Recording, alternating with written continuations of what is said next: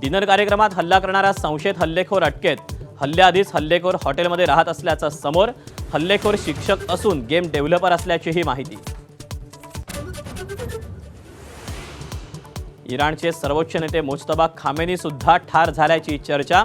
इराणनं प्रदर्शित केलेल्या शहीदांच्या पोस्टरमध्ये मुज्तबा यांचा फोटो, अद्याप अधिकृत घोषणा नाही।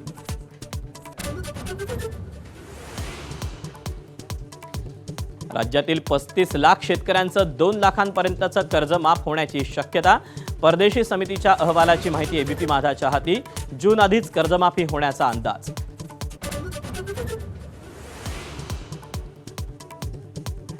छत्रपती शिवाजी महाराजांवरील वक्तव्यावर धीरेंद्र शास्त्रींकडून माफी। वक्तव्य वेगळ्या पद्धतीने दाखवल्याचं धीरेंद्र शास्त्रींचं स्पष्टीकरण। मन दुखावल्यास दिलगिरी व्यक्त।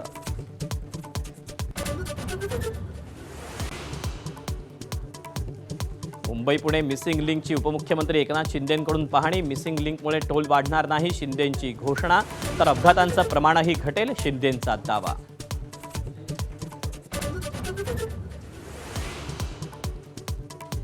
सीए ललित पोफळेंची खरातकडून कोट्यवधींची फसवणूक। पोफळेंनी सापळा रचून खरातच्या फार्म हाऊसवर पाठवला आचारी।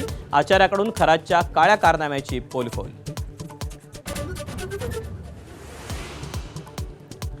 विदर्भात अमरावती आणि वर्ध्यात उन्हाचा पारा 46 अंशांवर।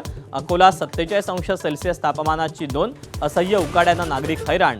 भर दुपारी घराबाहेर पडणं टाळा, प्रशासनाकडून आवाहन।